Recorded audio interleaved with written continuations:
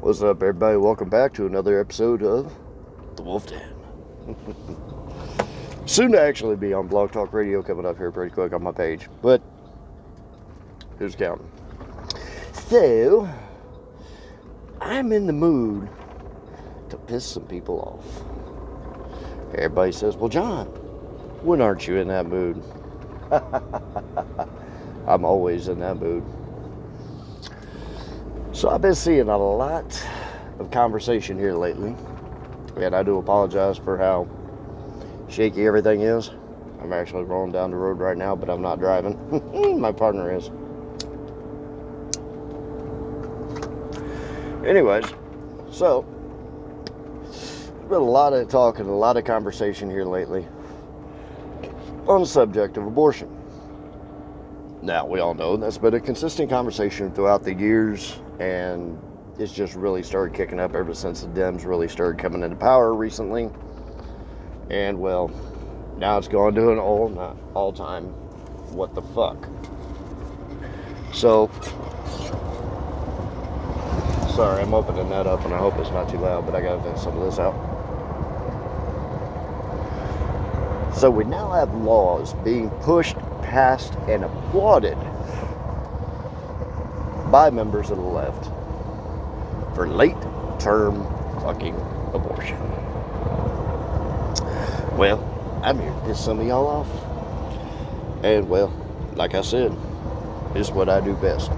So, here we go without further ado. Now, abortion in and of itself is bullshit, it's wrong, it's a fucking excuse.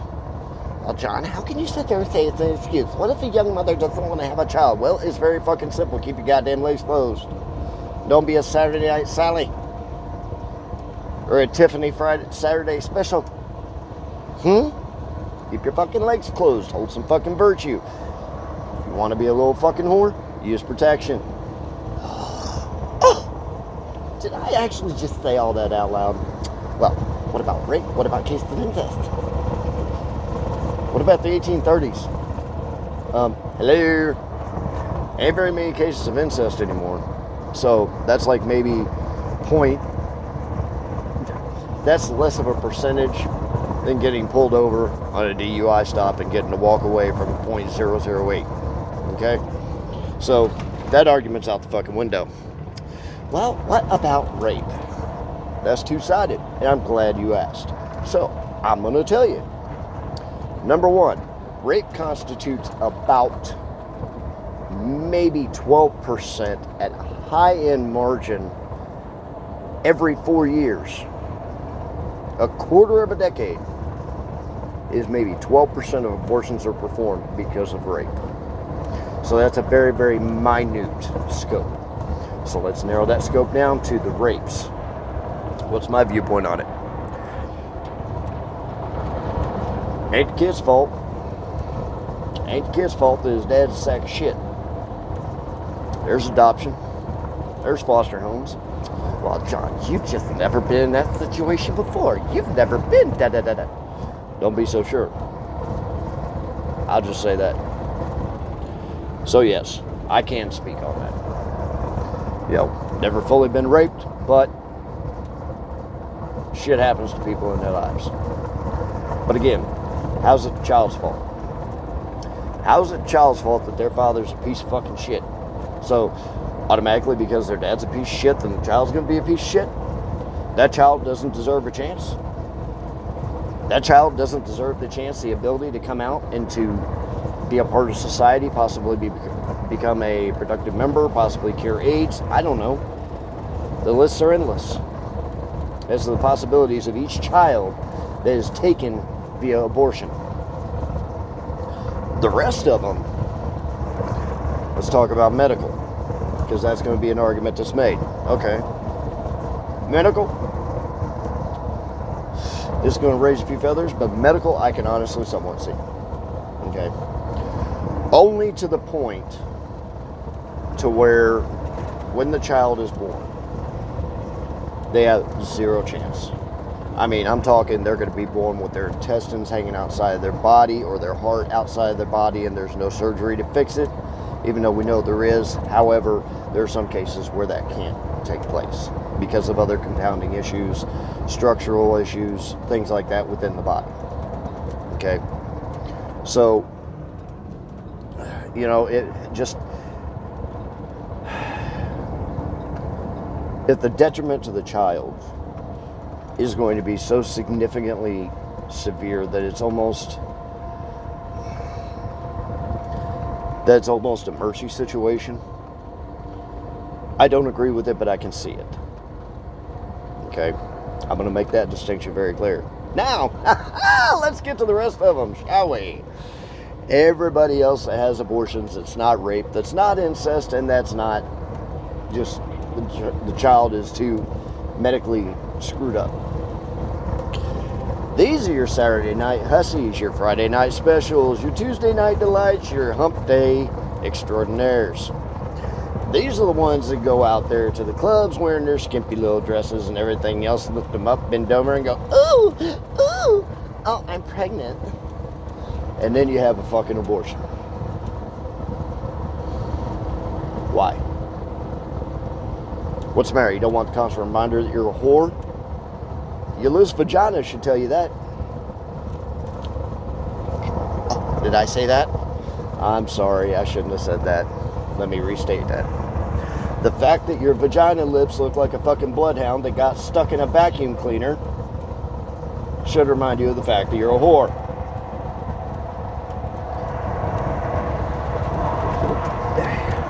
The vast majority of the population of people who end up becoming pregnant anymore, ladies and gentlemen, are unwed. Plain and simple. They're unwed. Children are born out of wedlock all the time. So now we have the right that because we are bearing a child out of wedlock to go and terminate a life. Now let's get into the multiple facets and stages of the abortion process. First step, if you're a Saturday night floozy, they have Plan B. Technically, that can't be considered abortion. Why? Because of the fact that the sperm has just had the chance, if it's even getting to that point, of meeting the egg and them talking and shit going that direction. Let's say you don't get the Plan B. You're in the first trimester. You're sitting there. Generally, women don't find out that they're pregnant until 4 to 6 weeks out. Well, guess what? In another 2 weeks, the child has a heartbeat. In order for the child to have a heartbeat, there has to be some sort of a nerve reaction, a synapse between nerve endings. The nerves have to be firing for that little heart to beat. That constitutes life. Constitutes life. And for those of you that want to sit there and say it doesn't, well, I'm going to use your evolution argument against you when it comes to abortion. How are you going to do that? Well, Sonny, sit down and I'll tell you. All right. Under the philosophy and the ideology of evolution, the creature in question cellularly changes, adapts, modifies its body, if you will. Okay? Much the same as the evolution of a fetus, going from a cellular level to what looks like a little tadpole, to beginning the embryonic process to the fetus process. Okay? So it's cellular, embryonic, fetal. Okay? During the embryonic process, there is still evidence of life within that embryo. Functioning cellular division, addition, all that stuff. The nerves, the nerve endings, all that's beginning to form. That in and of itself, scientifically and medically, constitutes a situation called life. If you don't know what life is, look it up. It doesn't have to have a heartbeat. Okay? It is a living organism. Some scientists may call it a parasite, however, it is still a living organism. Now let's get to the fetal level, or beyond the cellular and embryonic. Let's go to the fetal level, where they start to develop their little hands. They start to develop their little feet. They start to develop their little brains, their heart, their lungs, and their intestines, and everything else. That's not a human. You'll sit there and you'll cry over something that has just as much of a mindset and mental capacity as a fetus when we shoot a deer or a rabbit or something like that and eat it. Oh no, you guys will flip your shit. You guys will stop semis. You guys will hold up. Don't eat snowflake.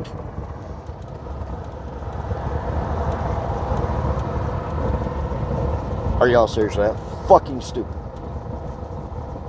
Let's go even one step further than that. Everybody, let's go to the argument that the child is not a living being until they take their first breath. Really? Guess y'all haven't done your research. I guess predominantly after the third trimester, fourth and fifth month, second trimester. I guess that's why doctors encourage moms and dads to start talking to the non-existent life form. So that it begins to adapt. It begins to hear. It begins to be able to tell, distinguish, relate, form an attachment to.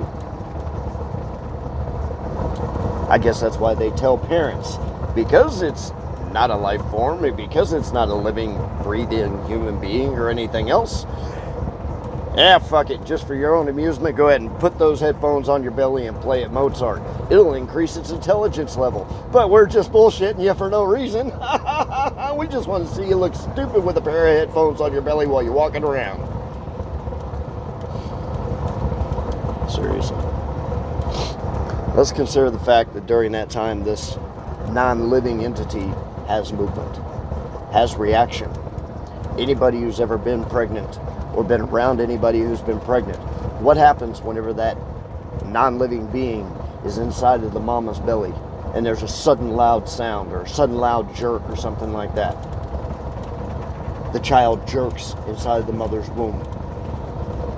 What about the fact that scientists have proven through just studying the simple heart rate of infants inside of the mother's womb, during arguments and times of stress, their heart rate elevates? Well, that's metaphysical and biological reaction. That's still not making them human. Well, what makes them human? It makes them human when they take their first breath. That's when it makes them human. Okay, well, I can argue that point too. They're breathing inside mom's womb. How about that, fucker? How are they breathing inside a mom's womb? I just don't. That's bullshit. If it's bullshit, why are there so many cases, and why is it such a concern for what is called lack of oxygen while they're in the womb? It's not a blood transmitted deal. Well, partially it is. However, they also still breathe. Fluid moves in and out of their lungs, through their mouth, through their nose, and everything else. That's why they end up with mucosa in their lungs. Sometimes their own fecal matter or urine or things like that. But they do, and it has been scientifically proven, have the action of breathing while they are in the womb. Well, that's just not good enough. You know what? We're even going to take it a step further. I have no problem doing an abortion while the child is coming out of the womb. Great. Then if you have other children, I want you to walk into the classroom, decide which one of your children are going to die after they take a breath. I don't give a shit if they're 4 years old, 5 years old, or 12 years old, and decide, you know what, I just don't want to take care of you anymore. I don't want the responsibility. And go ahead and slit their neck open and slice the back of their fucking spine off at the goddamn brainstem. Same difference. Well, no, it's not, because they're a child. They're my child. What do you think that item was? That organism, that parasite, that entity, whatever you want to call it. What do you think it was inside of your womb when you had the doctor reach up in there with a tool that looks like a fucking claw and grabs mindlessly at this child that can feel, that can fear, that can think, and rips off the arms, the legs, whatever the hell it can grab a hold of, lancing open the intestines, letting the bowels and the stomach and everything else fall out while the child is still alive and has a heartbeat. And then eventually being merciful and crushing the head.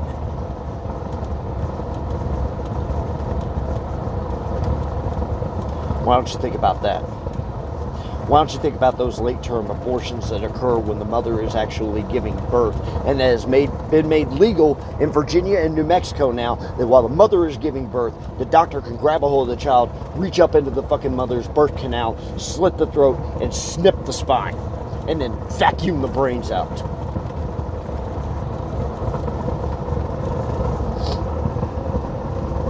Now you tell me,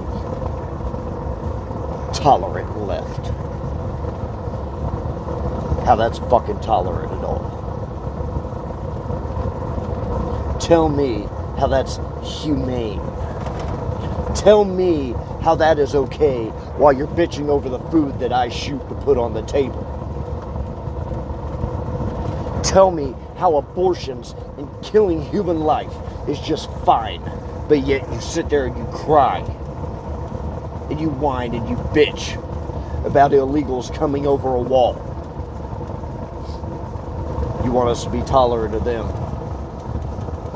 Why don't you be tolerant of the children that you create within your own bellies? Oh wait, I forgot. You don't want responsibility. You want everything handed to you. But I'll tell you this. Keep it up. Keep it up, folks. Because if you continue down this path, I guarantee you, men and women like me, millions of like-minded individuals will hand you an ass-kicking the likes of history has never seen. Why don't you take that and smoke it, you liberal twat?